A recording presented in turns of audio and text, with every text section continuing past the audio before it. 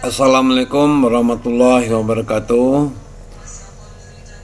Halo ladies and gentlemen, ketemu lagi dengan saya Amrizal, dosen Institut Teknologi dan Bisnis Ahmad Dahlan Jakarta. Kita ketemu lagi dalam sesi 5 bagian dari akuntansi syariah dengan topik akuntansi murabahah, yaitu merupakan standar PESAK 102.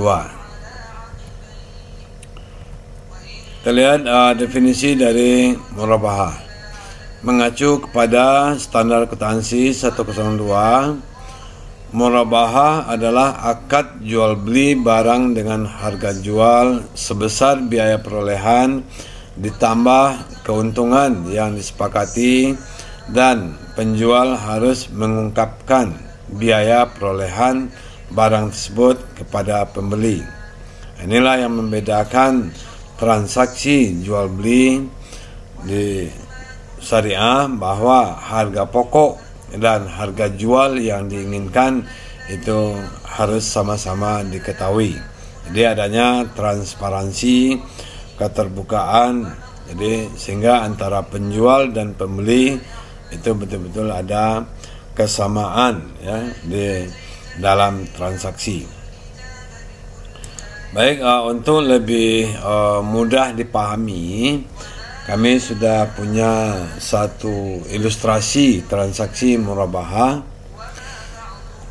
Jadi mohon transaksi ini dipahami baik-baik sehingga nanti dalam membahas jurnalnya itu akan lebih mudah.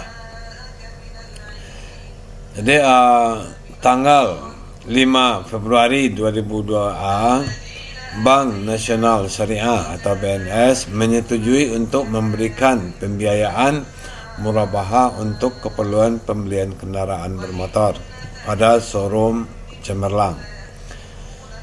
Rincian yang perlu kita pahami sebagai berikut. Harga kendaraan bermotor pada showroom 140 juta. Tanggal 5 Februari 2022, Tuan Yusuf menyerahkan uang muka atau urbon sebesar 20 juta. Kemudian tanggal 7 Februari 2002, bank membeli mobil ke showroom sebesar atau senilai 120 juta. Tanggal 10 Februari 2002 menyerahkan mobil kepada Tuan Yusuf, di mana cicilannya dimulai setiap tanggal 10 setiap bulannya. Keuntungan bagi BNS disepakati pada akad tersebut adalah 24 juta. Jangka waktu ansuran 12 bulan dengan metode flat. Dan biaya-biaya yang dibebankan kepada nasabah dalam rangka kredit atau akad ya. Yang pertama, biaya administrasi atas kendaraan bermotor sebesar 5 juta, biaya asuransi 6 juta, dan biaya notaris 4 juta. Dan semua biaya ini ditanggung oleh pihak pembeli. Dalam hal ini adalah Tuan Yusuf. Dari rangkaian ilustrasi transaksi murabahah ini akan kita jelaskan jurnal yang perlu dibuat oleh pihak bank. Jadi kita di sini memposisikan diri sebagai accounting di bank yang bersangkutan. Sebelumnya kita lihat dulu rincian untuk perhitungan ansuran ya. Jadi ansuran itu total piutang dibagi dengan total piutang dikurangi uang muka dibagi dengan lamanya cicilan. Jadi total piutang adalah 140 juta harga pokok mobil ditambah keuntungan 24 juta. Jadi totalnya 164 juta kurang 20 juta, kemudian dibagi 12. Jadi ansuran berarti 12 juta selama 12 bulan. Sementara persentase keuntungan itu adalah total margin dibagi dengan total piutang. Jadi total margin tadi adalah 24 juta dan total piutang 144 juta. Jadi ini 144 juta ini 164 juta dikurang 20 juta. Jadi uang muka yang diserahkan oleh konsumen itu mengurangi dari bagian piutang. Jadi sehingga diperoleh presentasinya 16,66%. Jadi 16,66% dikali 12 juta yaitu diperoleh angka 2 juta. Jadi sekitar 1 juta 99,9 sekian. Jadi kita bulatkan menjadi 2 juta. Jadi kalau kita lihat tabel ansuran, ya kira-kira gambarannya seperti ini. Ansuran per bulan 12 juta ini terdiri dari pokok pinjaman 10 juta dan margin 2 juta. Jadi ini total piutang yang harus dicicil yaitu 164 juta dikurangin 20 juta sebagai uang muka tadi. Jadi ini adalah rincian ya, list yang dibayar oleh bank, oleh nasabah nantinya setiap bulannya. Sementara jurnal-jurnal yang perlu dicatat oleh pihak bank. Di yang pertama tanggal 5 Februari waktu nasabah menyetor uang muka. Jadi bagi bank maka ini dicatat sebagai uang muka pembelian murabahah. Jadi uang muka ini statusnya sama dengan kewajiban ya atau utang jangka pendek. Jadi jurnalnya debit rekening Tuan Yusuf pada uang muka pembelian murabahah.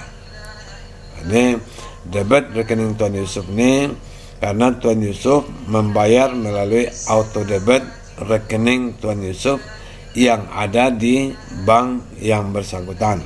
Jadi dengan asumsi Tuan Yusuf itu mempunyai rekening di bank yang bersangkutan.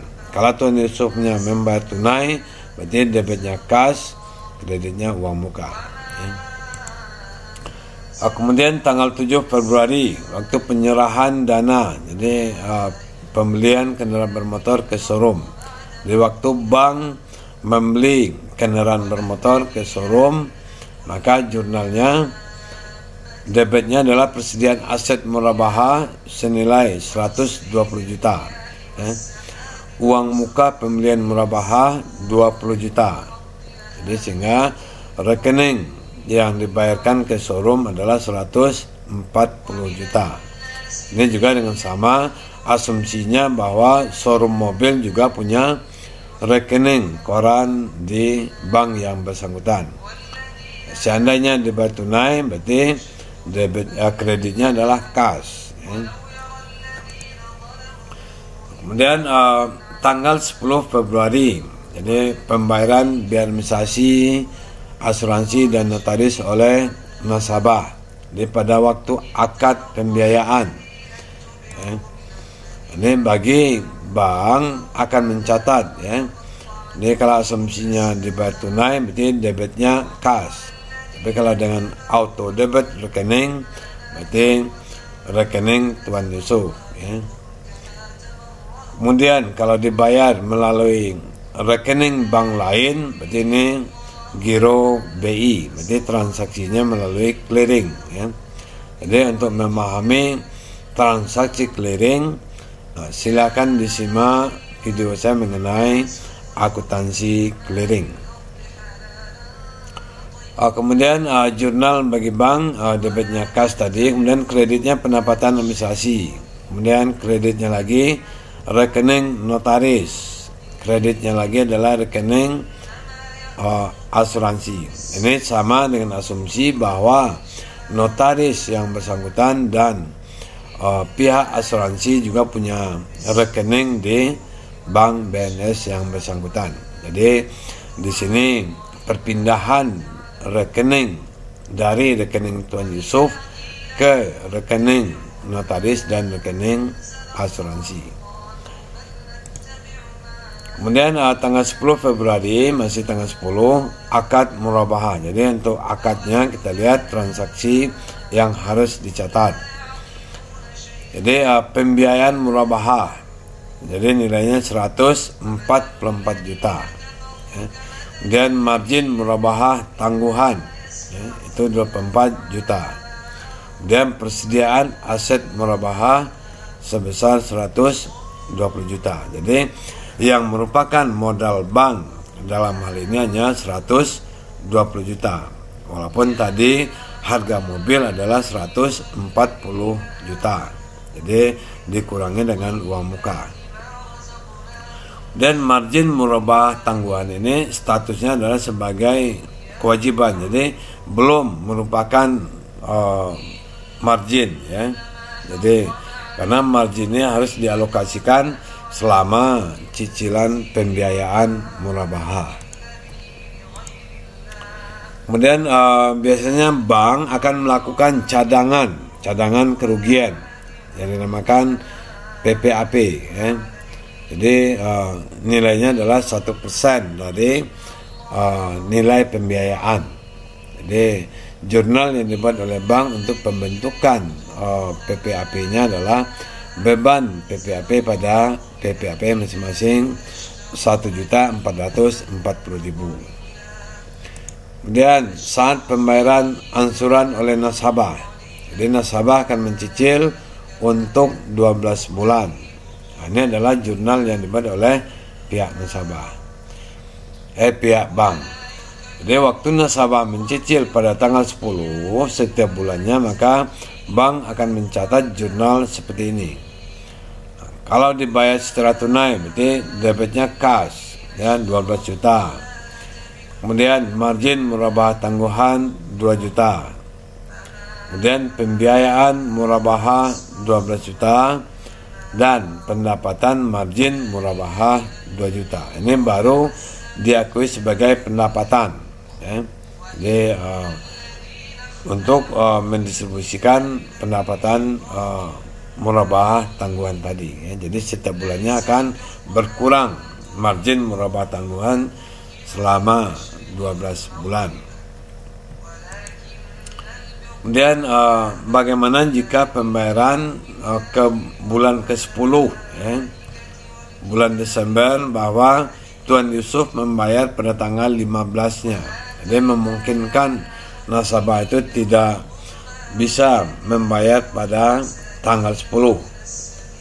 Jadi dalam hal ini maka perlu dibuat jurnal pada tanggal 10 Desember itu.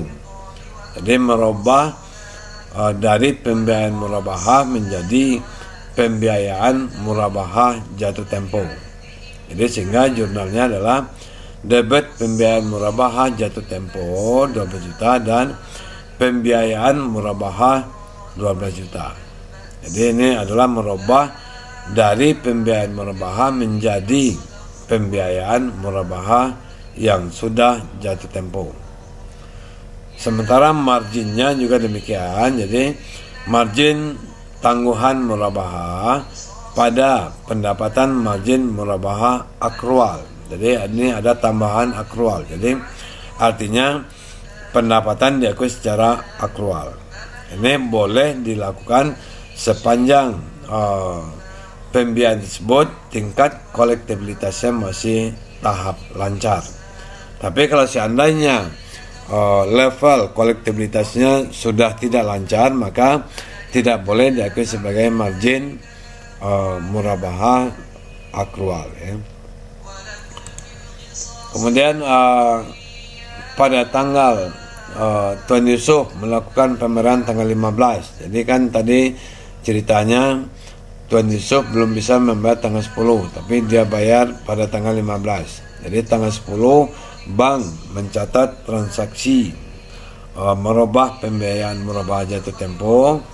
Nah, pada waktu nasabah melunasi tanggal 15, maka bank akan mencatat sebagai penerimaan.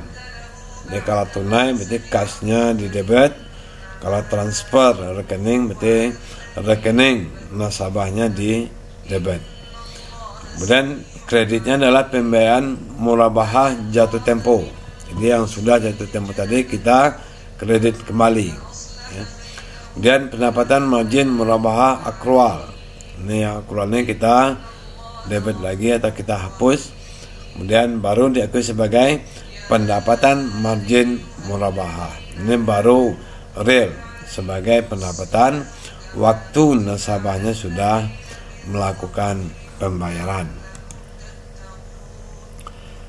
Kemudian bagaimana seandainya kalau nasabah pada tanggal 10 baru membayarnya sebagian, ya. Jadi sebagiannya lagi baru tanggal berikutnya. Jadi katakanlah nasabah mencicil pada tanggal 10 itu 8 juta dan sisanya itu dibayar 4 juta pada tanggal berikutnya, mungkin tanggal 15 ya, atau mungkin tanggal 30. Pada tanggal 10 maka jurnal yang perlu dibuat adalah mencatat penerimaan. Di penerimaan ya sebesar 8 juta di debitnya kas, kemudian pembiayaan murabahah jatuh tempo ya. Ini yang belum dibayar sebesar 4 juta, tetap kita harus modifikasi menjadi pembiayaan murabahah jatuh tempo. Kemudian pembiayaan murabahah itu sendiri kita kredit sebesar 12 juta atau berkurang ya. Kemudian untuk mencatat margin murabahah yang ditangguhkan ya, jadi sebesar 2 juta, dan pendapatan margin murabahah sebesar 1.333.033 rupiah ya. Dan sisanya adalah pendapatan margin murabahah akrual, jadi sebesar 666.667 rupiah. Ini diperoleh dari persentase dari pendapatan dari 8 juta. Jadi 8 juta kali 16% ya, 16,6%. Ini kurang angka 3-nya 1 ya. Jadi seharusnya 1.333 ya. Jadi pendapatan yang akrual berarti 2 juta kurang 1.333.033 rupiah. Jadi 666.667 rupiah. Ini adalah pendapatan akrual ya. Kemudian pada waktu pembayaran oleh nasabah tanggal 15 yang sisanya 4 juta, maka jurnalnya adalah kas 4 juta, pembiayaan murabahah jatuh tempo 4 juta, dan pengakuan pendapatan margin murabahah akrual ya berubah menjadi pendapatan margin murabahah senilai sisa atau kekurangan dari pendapatan tadi ya. Jadi tadi tanggal 10 sudah diakui sebagai pendapatan 1.333.033 rupiah. Jadi ini adalah kekurangan dari 2 juta dikurangi 1.333 juta rupiah tadi. Jadi inilah jurnal yang mungkin terjadi dalam kasus transaksi pembiayaan murabahah ya. Mudah-mudahan penjelasan tadi dapat dipahami. Sekiranya ada kritik dan saran, kalau ada kesalahan itu dari saya sendiri, kalau itu benar itu dari Allah Subhanahu wa taala. Kami akhiri, wassalamualaikum warahmatullahi wabarakatuh.